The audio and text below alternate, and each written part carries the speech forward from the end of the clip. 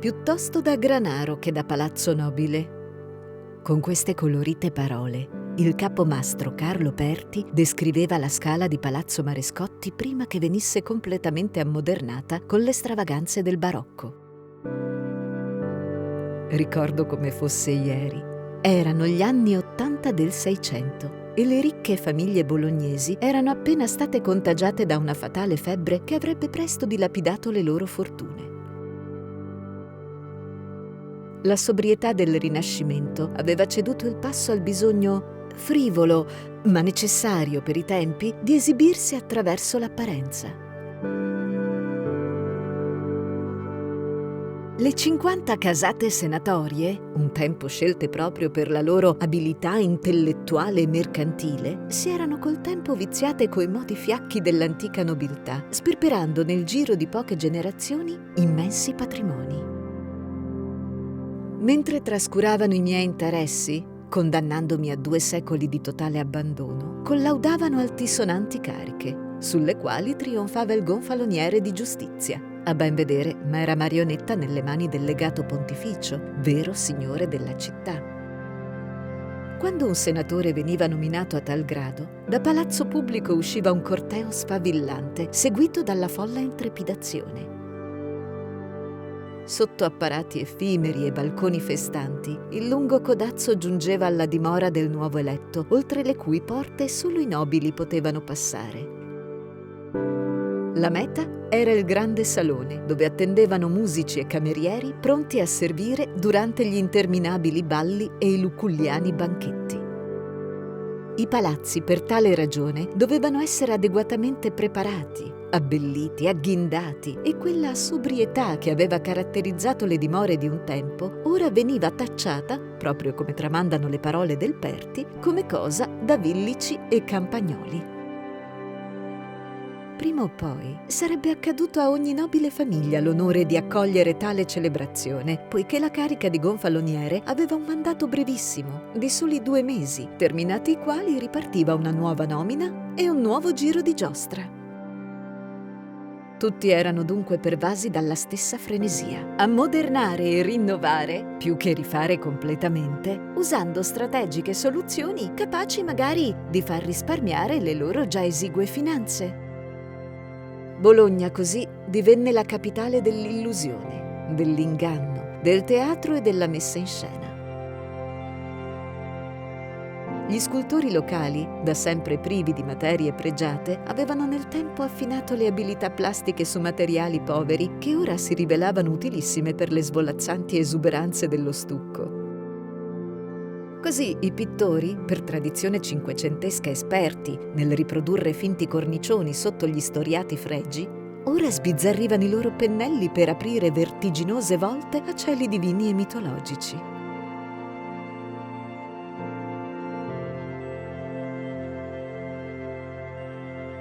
Infine, gli architetti, abituati a fare i conti con le difficoltà di una città stretta, con infinite regole e con una variegata classe dominante, riuscivano a soddisfare le difficili esigenze del barocco grazie alla destrezza dei loro calcoli, più da scenografi che da veri e propri costruttori.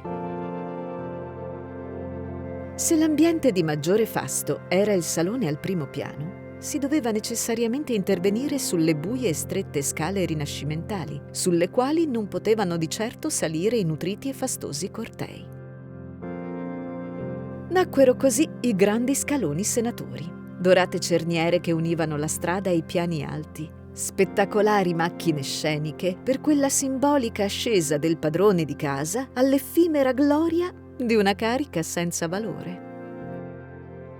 Il Perti stava lavorando proprio a uno dei primi prototipi di queste trasformazioni nel cinquecentesco Palazzo Marescotti, affidato all'estro teatrale del più importante architetto bolognese del Seicento, Gian Giacomo Monti. Questi riuscì a creare non tanto lo scalone più ricco e sfarzoso della città, ma certamente il più ingegnoso, capace, attraverso sofisticate soluzioni, di dare l'impressione di essere ampio e arioso più di quanto lo spazio a sua disposizione ne potesse dar modo. La triplice apertura sulla loggia al pian terreno, I primi gradini a ventaglio, la rampa di scale che si raddoppia, le finestre e le porte dipinte con finte prospettive, la cupola ellittica ribassata e il grande ballatoio che diventava vera sala da ricevimento. Tutto era calcolato per illudere e abbagliare gli stessi attori di quelle recite infiocchettate e mondane. Mentre oggi accoglie i miei fortunati studenti del DAMS che, recandosi alle sofisticate aule, sono osservati dai mascheroni grotteschi del Piazza e del Borelli e dai silenziosi busti aggiunti nei secoli successivi tra i timpani curvilinei e spezzati, così come sulle sinuose balaustre. Questo riuscitissimo esperimento venne ripreso in città come all'estero, divenendo modello di infinite maniere. I dipartimenti di Scienze Politiche e di Sociologia ne possiedono un esempio superbo in Palazzo Ercolani, ultimo nel suo genere, poiché creato al tramonto della secolare istituzione senatoria e pertanto dell'usanza di fare entrare la politica in pompa magna nelle ricche dimore dei nobili privati.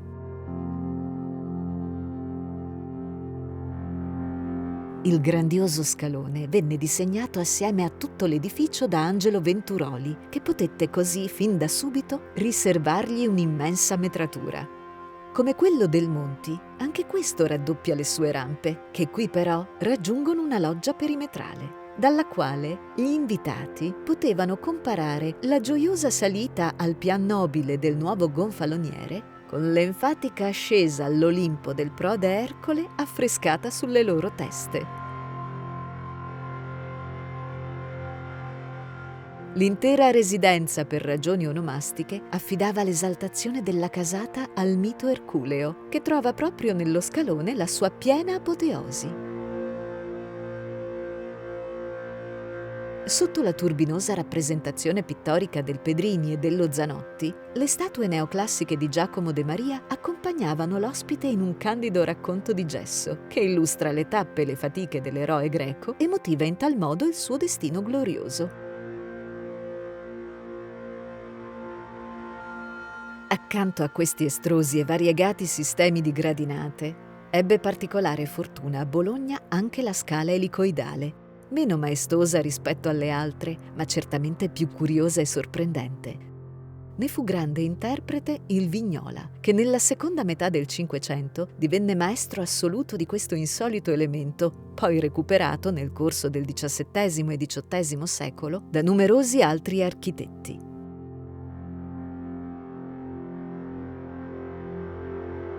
Di questa felice presenza in città fecero tesoro anche Luciano Petrucci e Guido Zucchini, che negli anni 30 del Novecento, in vari edifici della mia nuova cittadella, rivisitarono le vorticose scale barocche interpretandole con una moderna concezione organica. In quegli stessi anni, Giuseppe Vaccaro ed Enrico De Angeli stavano per me ideando la neonata facoltà di ingegneria sul versante opposto della città. Alle pendici dei colli, la luminosa scalinata razionalista sale ancora con risolutezza, accompagnando nei 3 piani superiori il marmo delle Alpi, che riveste, come fosse uno stagno, il pavimento dell'Androne, nel quale si riflette il verde che circonda l'edificio.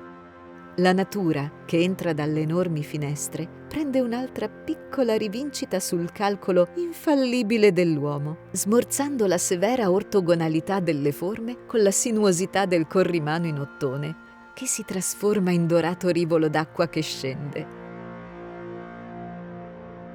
Oggi, per questi e altri scaloni, i miei studenti transitano ogni giorno, salendo con la fatica del loro impegno, pronti per un futuro esame, un ulteriore gradino verso il loro ambito traguardo.